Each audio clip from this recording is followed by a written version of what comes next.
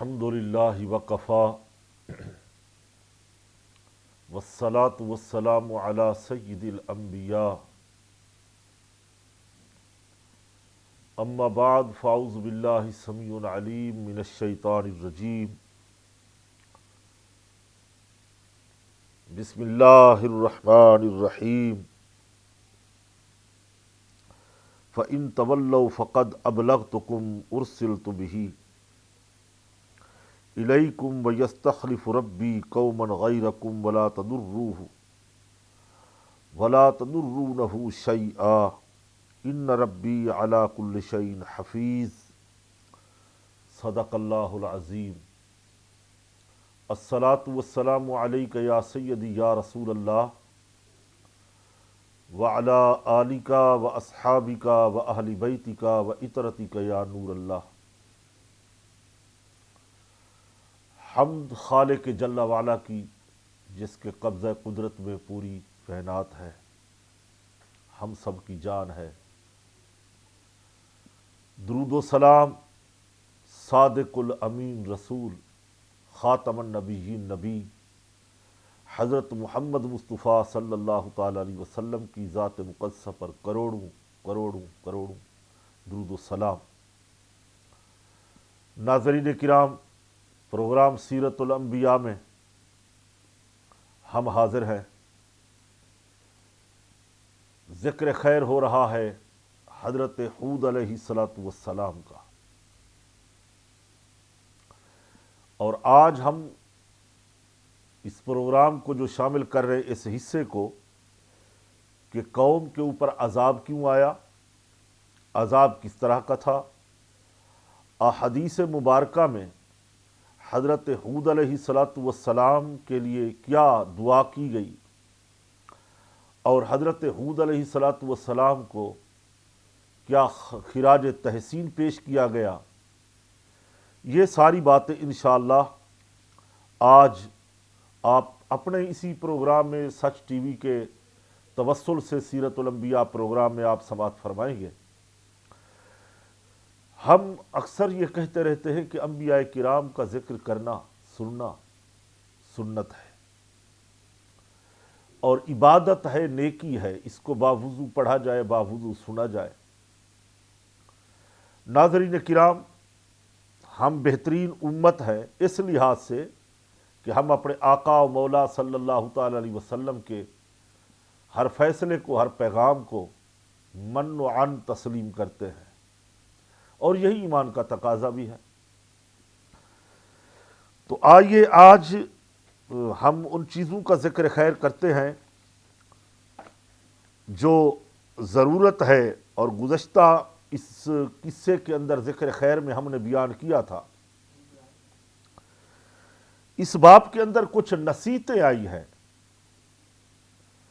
پہلی بات تو یہ ہے کہ انبیاء اور مرسلین بڑی جرت و ہمت کے ساتھ اپنا فریضہ تبلیغ ادا کرتے ہیں۔ ان میں بڑی جرت ہوتی ہے، بڑا حوصلہ ہوتا ہے، بڑی بہادری ہوتی ہے۔ یہ انبیاء مرسلین گھبرانے والے لوگ نہیں ہوتے۔ ان کی تبلیغ میں بڑی ہمت، بڑا حوصلہ، بڑی جرت ہوتی ہے۔ دوسری بات یہ ہے کہ نیکی کی دعوت اور برائی سے روکنا، یہ انبیاء کرام کی سیرت کا مطالعہ بہت مفید ہوتا ہے، ضروری بھی ہے کہ نیکی کو پھیلانا ہے اور برائی سے روکنا ہے۔ وَتَنْهَوْنَ عَنِ الْمُنْكَرِ، نہی عن المنکر کے اوپر اگر کام کرنا ہے تو پھر انبیاء کرام کی مبارک سیرت کا مطالعہ بہت ضروری ہے۔ اس سے بہت کچھ سیکھنے کو بھی ملتا ہے، بتانے کو بھی ملتا ہے۔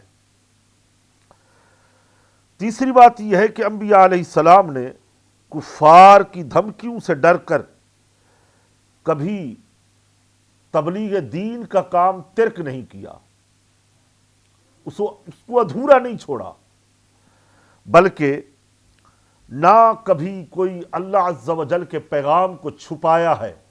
انبیاء کرام نے جو اللہ رب العزت نے احکم الحاکمین نے حکم دیا، اس دعوت کو عام کیا، اور ہمت کا مظاہرہ فرمایا انبیاء کرام نے۔ چوتھی عرض یہ ہے کہ انبیاء علیہ الصلاۃ والسلام کو اعلیٰ درجے کی اللہ رب العزت نے قوت ایمانی دی ہے اور انہیں قوت ایمانی حاصل ہوتی ہے تو ان کا اللہ عز و جل پر مکمل بھروسہ ہوتا ہے، پورے وثوق کے ساتھ، بڑے یقین کے ساتھ اور مضبوطی کے ساتھ، اور خدائی وعدوں پر کامل یقین ہوتا ہے۔ یہی اوصاف اگر ہمارے آج کے واعظین میں، خطباء میں، مبلغین میں آ جائیں تو بہت سارے مسئلے حل ہو سکتے ہیں۔ اسی کی کامیابی ایک مبلغین کی ضمانت بھی ہے۔ اگر اسی میں آئیں، سیرت طیبہ کا مطالعہ کریں، ہمارا پروگرام سیرت الانبیاء خالصاً جو اصلاح امت کے لیے ہوتا ہے، ہم امت کی اصلاح کے لیے بیٹھے ہیں، نہی عن المنکر کا یہ پیغام پہنچا رہے ہیں، اور ان لوگوں کو جو غفلت کی نیند سوئے ہیں، ایمان نہیں لائے، نمازیں نہیں پڑھی، احکام دین کو نہیں سیکھا، ان کو بیدار کرنے کے لیے ہمارا پروگرام سیرت الانبیاء پروگرام پیش کیا جاتا ہے۔ اسی طرح نمبر 5، دعوت دین میں بشارتیں بھی ہوتی ہیں اور اس میں غضب الہی سے ڈرانا بھی پایا جاتا ہے۔ جہاں بشارتیں دی جاتی ہیں، ہمارے آقا صلی اللہ علیہ وسلم کے لیے اللہ رب العزت نے فرمایا مبشرا و نذیرا وداعیا الی اللہ باذنہ وسراجا منیرا۔ انبیاء کرام کا یہ ترہ امتیاز ہوتا ہے، بشارتیں دینا اور غضب الہی سے، عذاب الہی سے لوگوں کو ڈرانا۔ جب ہم بار بار تذکرہ کرتے ہیں موت کا، عذاب کا، قبر کا، حشر کا، ہمارے دوست ہمیں سمجھاتے ہیں، کہتے ہیں صاحب بار بار موت کا ذکر کرتے ہو، تو ایک موت کا ہی تو ذکر بار بار کرتے ہیں، یہی تو دنیا کی لذتوں کو توڑتی ہے یہ موت، یہی تو اللہ کے قریب کرتی ہے، نیکی کے قریب کرتی ہے۔ تو موت سے نفس مرتا ہے، نفس خوف زدہ ہوتا ہے، نفس امارہ مغلوب ہوتا ہے، اس لیے ہم بار بار موت کا ذکر کرتے ہیں۔ نمبر 6، قوم کے سرکردہ افراد یعنی لیڈر صاحبان، چودھری، وڈیرے، اگر وہ بگڑ جائیں تو پھر قوم کی تباہی کے راستے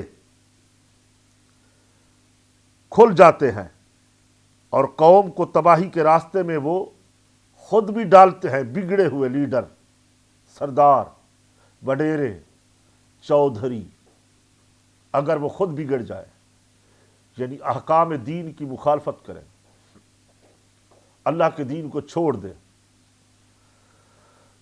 اور اسی طرح نیکی کی دعوت دیتے ہوئے لوگوں سے بدتمیزی اور جہالت پر بردباری کا مظاہرہ کرنا، یہ انبیاء کرام کی سنت ہے۔ کوئی بدتمیزی کرتا ہے، کوئی جہالت پر اتر آتا ہے، اس کے جواب میں ہم نے صبر کا دامن ہاتھ سے نہیں چھوڑنا، ہم نے بردباری کا مظاہرہ کرنا ہے۔ ناظرین کرام، یہ تو تھی چند وہ نصیحتیں جو ہم نے اس سورہ ہود بلکہ حضرت ہود علیہ السلام کی سیرت طیبہ میں قوم پر قحط سالی کا عذاب اور حضرت ہود علیہ السلام کی تبلیغ اور نصیحت، آپ یہ فرماتے رہے میری قوم، اگر تم بارش چاہتے ہو، قحط سالی کا خاتمہ چاہتے ہو، آؤ اللہ کی توحید کو مانو، گناہوں سے توبہ کرو، استغفار کرو، اللہ بارش بھی دے گا، کھیتی باڑیاں بھی ہوگی، باغات بھی سرسبز ہو جائیں گے، میووں سے بھر جائیں گے باغات۔ مگر حضرت ہود علیہ الصلوۃ والسلام نے جرت کے ساتھ، ہمت کے ساتھ ان کے بتوں سے اعلان برات اور قوم کو چیلنج کیا۔ جب ایسا وقت آتا ہے پھر اسی طرح کی تبلیغ کا رخ بدل جاتا ہے۔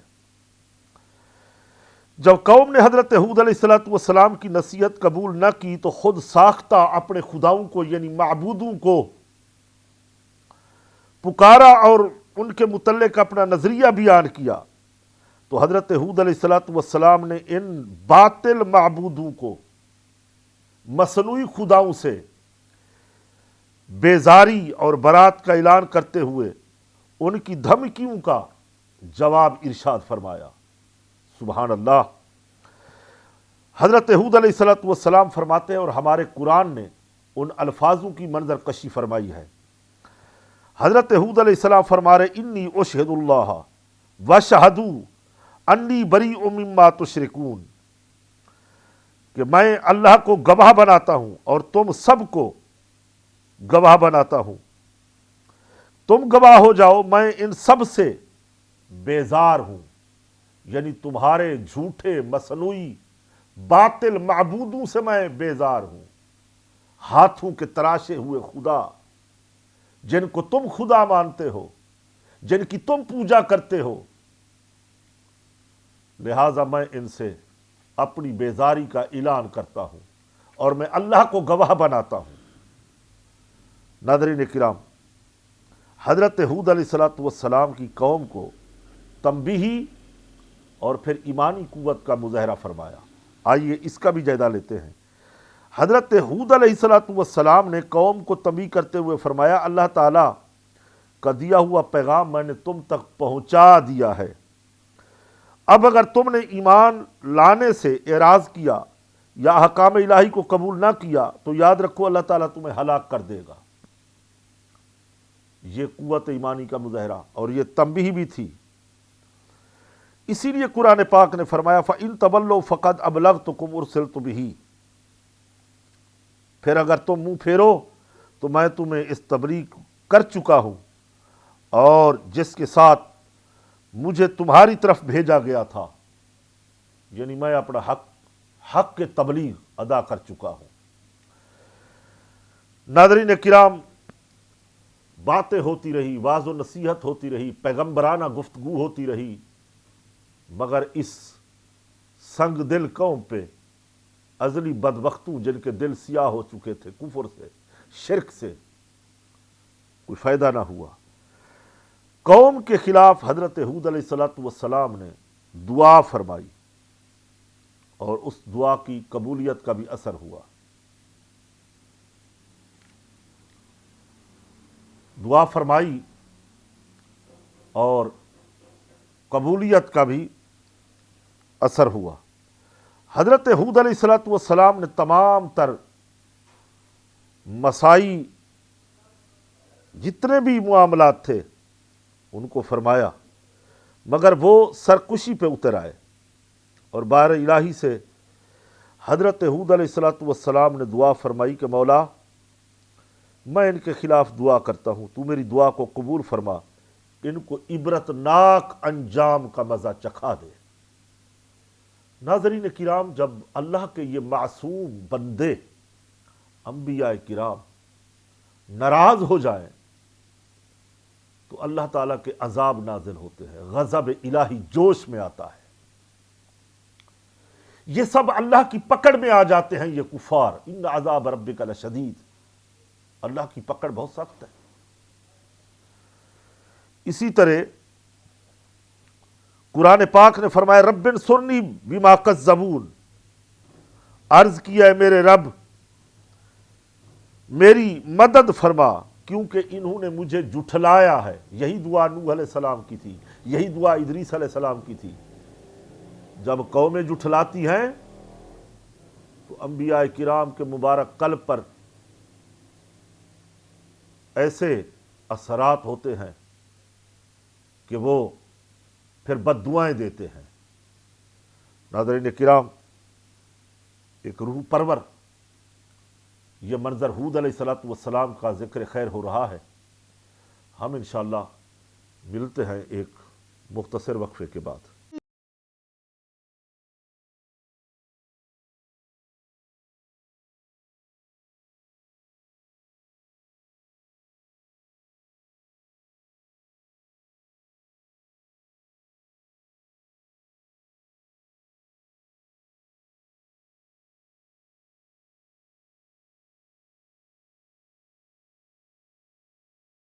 ایک بار پھر پروگرام میں آپ کو خوش آمدید کہتے ہیں۔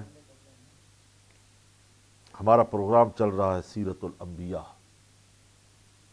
اللہ سلامت رکھے، آباد رکھے، خوش رکھے ہمارے سچ ٹی وی اس نیٹ ورک کو کہ جو پوری دنیا کے اندر سچ کی آواز کو پھیلایا جا رہا ہے، سچ کی آواز کا پیغام بن کر دنیا کے اندر یہ خدمت دین کی جا رہی ہے۔ ناظرین کرام، جتنا اجر و ثواب مجھے مل رہا ہے، میرا اغلب گمان یہ ہے کہ اتنا ہی ثواب اس ہماری ٹیم کو ملتا ہے۔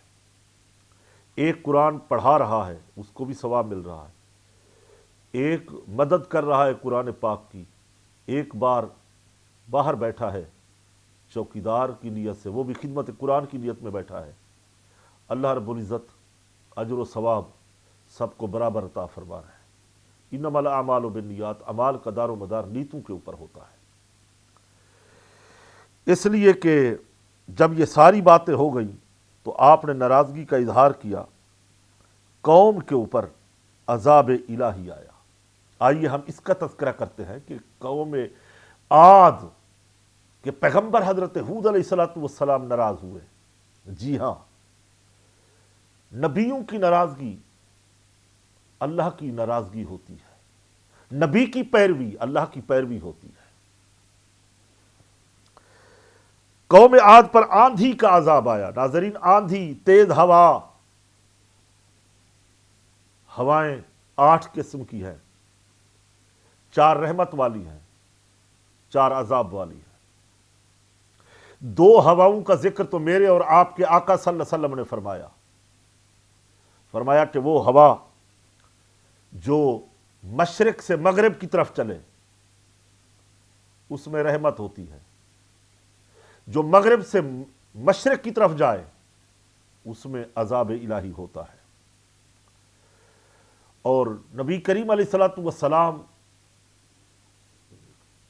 نے ایک ہوا کے بارے میں فرمایا کہ اس ہوا نے غزوہ خندق کے اندر ہماری مدد فرمائی۔ ان کا ذکر بخاری، ابن ماجہ حدیث کی کتابوں کے اندر موجود ہے۔ ناظرین کرام، ہم نے ان چیزوں سے سیکھنا ہے، عبرت پکڑنی ہے۔ کبھی یہی ہوائیں بیماریاں لاتی ہیں، کبھی ان ہواؤں کے اندر رحمت ہوتی ہے۔ یمن کی ہوا کی طرف نبی کریم علیہ السلام نے خوشی کا اظہار فرمایا۔ آقا دو جہاں صلی اللہ علیہ وسلم مشرق سے جو ہوا چلتی تھی، نبی کریم علیہ السلام خوش ہوا کرتے تھے۔ یہاں کے رہنے والے مسلمانوں کو، آنے والے مسلمانوں کو، باشندوں کے لیے دعا فرماتے۔ وہ قوم نے آپ کی تنبیہی کو سنا انسنا کر دیا، یعنی اپنے پیغمبر حضرت ہود علیہ السلام کی تبلیغ کے اوپر کوئی توجہ نہ کی، اور حضرت ہود علیہ السلام اور اپنے ساتھ اہل ایمان کو لے کے جو چند مسلمان تھے، حکم ہوا کہ تم یہاں سے چلے جاؤ، ہم ان کے اوپر عذاب بھیجیں گے۔ اور وہ عذاب تھا آندھی کا۔ ناظرین، الامان والحفیظ، وہ ایسی ہوا چلی جس کی شدت کا یہ حال تھا کہ لوگوں کو زمین سے یوں اکھیڑ دیتی جیسے اکھڑی ہوئی کھجوروں کے پتے، سوکھے ہوئے تنے اکھڑتے ہیں کھجوروں سے، لوگ زمین سے ایسے اکھڑتے، پھر ان کو سر کے بل مارا جاتا، اسی میں ان کی ہلاکت ہو جاتی۔ یہ اللہ کی ناراضگی ہوتی ہے، پیغمبر کی ناراضگی اللہ کی ناراضگی ہوا کرتی ہے۔ پھر یہ 3 دن یہ آندھی، یہ ہوا اس قدر تھی کہ مفسرین مورخین سیرت نگاروں نے لکھا 7 راتیں اور 8 دن لگاتار چلتی رہی۔ تو یہ جب ختم ہوئی تو قوم عاد کے خالی مکان نظر آتے تھے، کوئی اس میں بندہ یا بندے کی ذات نہیں تھی، مگر وہ بچ گئے جو نبی کے ساتھ تھے، جو حضرت ہود علیہ السلام، مگر انہیں حکم یہی تھا کہ اس بستی سے اپنے آپ کو الگ کر لو، یہاں سے چلے جاؤ۔ تو ناظرین کرام، جب تمام کفار نیست و نابود ہو کر گرفتار کیے اور موت کے گھاٹ اتار دیے گئے، صفحہ ہستی سے مٹ گئے، اب کیا ہوا کہ قرآن پاک نے اس عذاب کا ذکر فرمایا، فَأَخَذْتُهُمُ الصَّيْحَةُ بِالْحَقِّ فَجَعَلْنَاهُمْ غُثَاءً۔ اب اللہ کا وعدہ پورا ہوا، جو تم اکڑتے تھے، اپنے آپ کو کیا سمجھتے تھے، کیا کہتے تھے۔ ناظرین کرام، اسی طرح اہل ایمان کی آندھی سے نجات ہو گئی، اللہ نے ان کو بچا لیا۔ چنانچہ اللہ رب العزت نے حضرت ہود علیہ السلام اور اہل ایمان کو اپنی رحمت سے اس ہولناک عذاب، اللہ کی رحمت بڑی وسیع ہے، اس کی رحمت اس کے غضب کے اوپر غالب آ جاتی ہے، وہ جسے چاہتا ہے بچا لیتا ہے۔ تو اللہ رب العزت نے ان مسلمانوں کو اور نبی کو محفوظ رکھا، اسی طرح مسلمانوں کو دنیا کے عذاب سے بچایا، اور ہم اللہ کی ذات سے یہی امید رکھتے ہیں کہ وہ اپنی رحمت اپنے نبی کریم صلی اللہ علیہ وسلم کی غلامی کے صدقے ہمیں کل قیامت کے دن انشاءاللہ عذاب سے محفوظ رکھے گا، یعنی عذاب نار سے، عذاب جہنم سے۔ ہر نماز کے بعد دعا مانگتے ہیں، وقنا عذاب النار، وقنا عذاب النار، اللہم اجرنا من النار، اللہم اجرنا من النار۔ فرمایا جو رات کو سوتے ہوئے یہ دعا پڑھے، اللہم اجرنا من النار، اللہ فرماتے مجھے اپنی عزت جلال کی قسم، میں اس کو جہنم کی آگ میں نہیں ڈالوں گا۔ ناظرین، ہمیں روزانہ یہ وظیفہ بنا لینا چاہیے، جب عشاء کی نماز پڑھ کر کے سونے کی تیاری کریں، فلق والناس پڑھیں اور یہ دعا کریں، اللہم اجرنا من النار، تو امید رکھیں، گمان اغلب ہو کہ انشاءاللہ خاتمہ ایمان پہ ہو جائے گا، اللہ رب العزت قیامت کی آگ، جہنم کی آگ سے بھی انشاءاللہ ہمیں بچا لے گا۔ دوسرا یہ ہے کہ قوم عاد کا انجام نشان عبرت ہے، تو ہمارے قلب، ہمارا نفس اس سے عبرت حاصل کرے۔ قوم عاد کا ہولناک انجام اور اپنے اندر نصیحت و عبرت کے بے شمار درس چھوڑ رہا ہے۔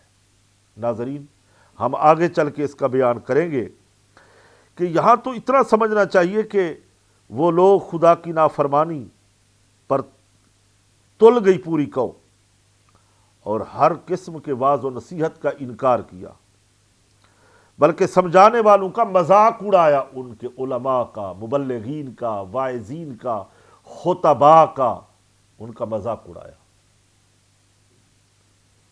جب یہ قومیں اس طرح کرتی ہے، ہدایت سے منہ پھیرتی ہے، پھر اللہ رب العزت کے عذاب اسی طرح ہوتے ہیں جیسے آپ پہلے سن چکے ہیں۔ ناظرین کرام، سیرت الانبیاء پروگرام کے اندر بہت کچھ سیکھنے کو مل رہا ہے، بہت کچھ سمجھنے کو مل رہا ہے۔ اب ہم حضرت ہود علیہ السلام کی وہ باتیں جو ہمارے آقا مولا صلی اللہ علیہ وسلم نے ارشاد فرمائی ہے، احادیث میں آیا ہے۔ پہلے تو حضرت ہود علیہ السلام کی ہجرت اور آپ کا وصال، جب قوم ہلاک ہو گئی، جو بچ گئے ان کو آپ ساتھ لے کے مکہ شریف کی طرف ہجرت کر کے آ گئے۔ مکہ میں وہ چند لوگ، کافی انبیاء کرام، حضرت شعیب علیہ السلام، حضرت آدم علیہ نبینا کا ذکر خیر ہوا، تقریباً انبیاء کرام یہاں آ کے وقت گزارتے،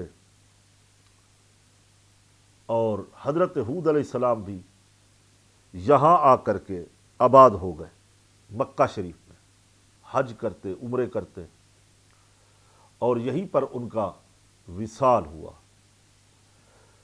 حضرت مولا علی کرم اللہ وجہ الکریم کی ایک روایت ملتی ہے، وہ فرماتے ہیں کہ حضرت ہود علیہ السلام کی قبر مبارک یمن کے شہر حضر موت میں ہے، اور باقی حضرت نوح علیہ السلام، حضرت ہود، حضرت صالح، حضرت شعیب علیہ السلام کا وصال جو ہے وہ روایتوں کے اندر آتا ہے کہ مکہ شریف میں ہوا۔ یہ بھی ہے کہ حضرت ہود علیہ السلام کا وصال مکے میں ہوا ہو تو آپ کی تدفین، مدفن، آپ کی قبر شریف شہر یمن کے پاس ہو، جیسے حضرت مولا علی کرم اللہ وجہ الکریم کی ایک روایت ہے۔ تو ناظرین کرام، جو بھی دنیا میں آیا، انبیاء کرام کو موت آتی ہے، فقط آتی ہے، یعنی کچھ لمحوں کے لیے، کچھ دیر کے لیے آتی ہے۔ ان کے مبارک اجسام، ان کی زندگی دنیا کی طرح پھر سے شروع ہو جاتی ہے، انہیں رزق دیا جاتا ہے، وہ اپنے مزارات میں زندہ ہوتے ہیں، اور ہمارے آقا صلی اللہ علیہ وسلم کہ تو زندہ ہے واللہ، تو زندہ ہے واللہ، میری چشم عالم سے چھپ جانے والے، یہ انبیاء کرام ظاہری پردہ کرتے ہیں، ہماری آنکھوں سے دنیا سے اوجھل ہوتے ہیں، دنیا بدلتے ہیں، عالم برزخ میں جا کے زندہ ہوتے ہیں، ان کے فیضان کے چشم یہ جاری ہوتے ہیں دوبارہ سے۔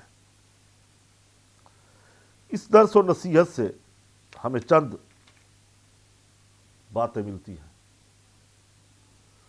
ہم ان کا ذکر کرنا چاہتے ہیں۔ یہاں عبرت اور نصیحت کے لیے قوم عاد کے ان مذموم افعال کی ایک فہرست ہے۔ ناظرین، اگر ہم پڑھیں، سمجھیں تو بہت کچھ سیکھنے کو مل جاتا ہے۔ مثال کے طور پہ جن کی بنا پر قوم کے اوپر عذاب الہی کا شکار ہوئی، پہلی وجہ کیا تھی کہ انہوں نے کفر کیا،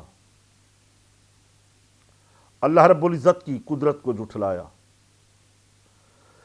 دوسرا کہ انہوں نے بتوں کی پوجا شروع کر دی۔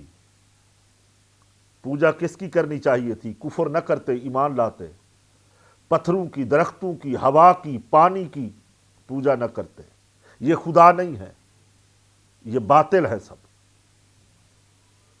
وحدہ لا شریک کی پوجا ہوتی، اللہ کی عبادت کرتے، ایاک نعبد و ایاک نستعین، اہدنا الصراط المستقیم کا راستہ طلب کرتے۔ کفر اور بتوں کی پوجا۔ تیسری بات یہ تھی کہ کفر اور شرک گناہوں میں وہ اپنے آباء و اجداد کی پیروی کرتے۔ جی ہاں، وہ نبی کی پیروی نہیں کرتے، وہ اپنے بڑوں کی پیروی کرتے، مثالیں دیتے، یہ کام تو ہمارے بڑے کرتے رہے، جی ہم کیا کر سکتے ہیں، یہ تو روایت ہمارے بڑوں کی چلی آ رہی ہے، یہ رسم ہمارے بڑوں کی چلی آ رہی ہے، چاہے وہ دین کے خلافی ہو، قرآن کے منافی ہو، حدیث کے منافی ہو۔ ہم بڑی آسانی کے ساتھ یہ جواب دے دیتے ہیں کہ یہ رسم تو ہمارے بڑوں کی ہے، یہ خاندانی ہماری روایات ہے، ہم اس کو برقرار رکھیں گے، یہ ہمارا کلچر ہے۔ نبی کی باتوں کے سامنے اپنا کلچر، اپنی تہذیب، اپنا تمدن، یہ ناکافی ہوتا ہے، یہی کفر و شرک ہوتا ہے۔ جب یہ باتیں انہوں نے کی، اپنے آباء و اجداد کی پیروی کی اور گناہوں پر اصرار کیا، گناہوں پر اصرار کیا، دلیر ہو گئے گناہوں پر، ڈٹے رہے، پیغمبر کی ایک بات نہ سنی، پیروی نہ کی، پیروی آباء و اجداد کی، بڑوں کی، باپ دادا جکر دادا، نہ اس طرف چل پڑے۔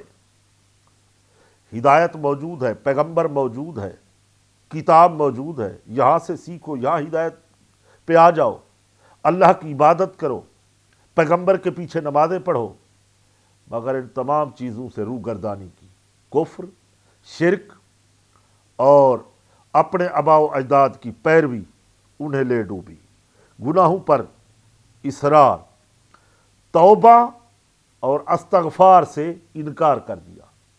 ہم سے توبہ نہیں ہوتی، ہم استغفار نہیں کریں گے، استغفر اللہ ربی من کل ذنب واتوب الیہ، نہیں ہوتی بارش تو نہ ہو، نہیں پکتی کھیتیاں تو نہ پکے، نہیں ملتے بغات تو کہنے لگے ہمیں بغات کی ضرورت نہیں ہے، وہ کہنے لگے کہ ہم اپنے موقف پر ڈٹے رہیں گے۔ یہی ہوا، ان کی ہٹ دھرمی، ان کا کفر، ان کا شرک، توبہ استغفار سے انکار انہیں لے ڈوبا۔ ناظرین کرام، بڑا دلچسپ ان کا واقعہ ہے۔ ہم اسی میں سے اپنے ناظرین کی اصلاح کے لیے، بلکہ اصلاح امت کے لیے، جہاں جہاں ہمارا یہ پروگرام سیرت الانبیاء سچ ٹی وی دیکھا جاتا ہے، وہاں اصلاحی پیغام جا رہا ہے۔ پہلے ہم اپنی اصلاح کی کوشش کرتے ہیں، پھر امت کی اصلاح کے لیے بات کرتے ہیں۔ ملتے ہیں انشاءاللہ ایک مختصر وقفے کے بعد۔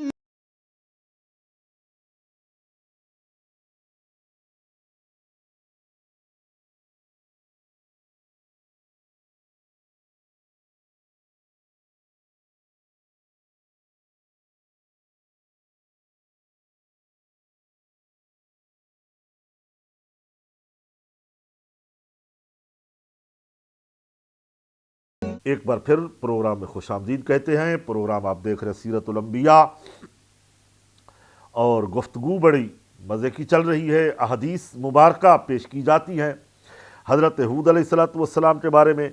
تو میں یہ عرض کر رہا تھا کہ وہ نافرمان سرکش قوم لوگوں کو اپنا پیشوا مانتی تھی، اور اللہ تعالیٰ کے نبی مسلمانوں کو اذیت دینا ان کا روز کا یہ معمول تھا۔ پھر ان کی تحقیر کرنا، ان کو برا بھلا کہنا، نبیوں کو خدا کی قدرت میں، اللہ عز و جل کی قدرت کے مقابلے میں اپنی طاقت اور قوت پر غرور کرنا، لوگوں پر ظلم و ستم کرنا۔ جی ہاں، یہ قوم عاد کے حالات تھے۔ ان کی نافرمانی کے قصے ہمارے قرآن نے، ہمارے پیغمبر صلی اللہ تعالی علیہ وسلم نے بیان فرمائے، اور پھر وہ بڑی بے دردی کے ساتھ لوگوں کی گرفت کرتے، راہ گیروں کو ستاتے، راہ گیروں کو لوٹتے، جیسے آج ہمارے معاشرے میں ہو رہا ہے۔ دن دہاڑے چھوٹی سی معمولی چیز کے پیچھے انسان کو موت کے گھاٹ اتار دیا جاتا ہے، ایک موبائل کے پیچھے، پرس کے پیچھے، چند پیسوں کی خاطر۔ وہ روڈوں، سڑکوں کے اوپر انسانیت تڑپ رہی ہوتی ہے۔ یہی افعال، یہی اعمال وہ سابقہ امتوں کے لوگ کیا کرتے تھے۔ ہم کب سمجھیں گے، کب سیکھیں گے؟ ہم اپنی اصلاح کب کریں گے؟ ہم اپنے ضمیر کو کب جگائیں گے؟ پھر وہ لوگ لمبی لمبی امیدیں رکھتے تھے، قوم عاد کے لوگ، اپنے آپ کو طاقتور، اللہ کی قدرت کے سامنے غرور کرنا، پھر لمبی امیدیں رکھنا، ہماری تو لمبی عمر ہے، ہم نے تو زندہ رہنا ہے، ہمیں تو موت ہی نہیں آئے گی، کیا ہم مریں گے؟ ہم اتنے طاقتور لوگ، ہم مر جائیں گے؟ انہیں اللہ کی قدرت کا اندازہ نہیں تھا۔ اب نعمتوں کی ناشکری کرنا، یعنی اللہ نے ان کو نعمتیں دی، گھر دیے، قوت، طاقت، ساری نعمتیں دنیا کی عشائشیں دی، مگر وہ کیا کرتے؟ وہ اکڑتے، غرور کرتے، تکبر کرتے۔ اللہ نعمتیں دے اور بندہ ناشکری کرے تو وہ نعمتیں ناظرین چھن جاتی ہیں، اللہ چھین لیتا ہے۔ نعمتوں ملے تو شکر ادا کرنا چاہیے کہ پروردگار تو نے مجھے اولاد جیسی نعمت دی، بیوی جیسی نعمت دی، عزت جیسی نعمت دی، شہرت دی، علم جیسی نعمت دی، دولت جیسی نعمت دی، شکر ادا کرنا چاہیے، نہ کہ غرور کرنا چاہیے۔ آئیے ہم آج کے اپنے پروگرام میں سیرت الانبیاء میں احادیث نبوی کی باتیں کر لیتے ہیں جو ہمارے آقا صلی اللہ علیہ وسلم نے ارشاد فرمایا۔ احادیث مبارکہ میں آتے ہیں، یہ حدیث میں ابن ماجہ سے، مسند امام احمد سے اور بخاری شریف سے چند حدیثیں اپنے ناظرین کی نظر کرنا چاہوں گا جو ایمان افروز بھی ہیں اور وقت کی ضرورت بھی ہے۔ حضرت عبداللہ بن عباس رضی اللہ تعالیٰ عنہ سے روایت ہے کہ نبی کریم علیہ الصلوۃ والسلام نے فرمایا کہ اللہ تعالیٰ ہم پر عاد کے ہم قوم حضرت ہود پر رحم فرمائے، یعنی حضور نبی کریم صلی اللہ علیہ وسلم نے دعا فرمائی حضرت ہود علیہ السلام کے لیے۔ سبحان اللہ، ہمارے کریم آقا کتنے کرم فرما ہے۔ میرے کریم سے گر قطرہ کسی نے مانگا، دین کے مجدد فرما گئے میرے کریم سے گر قطرہ کسی نے مانگا، دریا بہا دیے ہیں، دربے بہا دیے ہیں۔ اللہ اکبر۔ اسی طرح حضرت ابی بن کعب رضی اللہ تعالیٰ عنہ فرماتے ہیں کہ نبی کریم علیہ الصلوۃ والسلام انبیاء کرام کا تذکرہ فرماتے تو اپنے آپ سے حضور ابتدا فرماتے۔ جب کسی نبی کا ذکر ہوتا، حضرت نوح کا، حضرت صالح کا، حضرت آدم کا، حضرت ہود کا، تو سب سے پہلے اپنے آپ سے ابتدا کرتے۔ اور ابتدا کیسے کرتے؟ آپ فرماتے کہ اللہ تعالیٰ کی ہم پر رحمت ہو، اور حضرت ہود اور حضرت صالح علیہ السلام پر بھی رحمت ہو۔ سبحان اللہ۔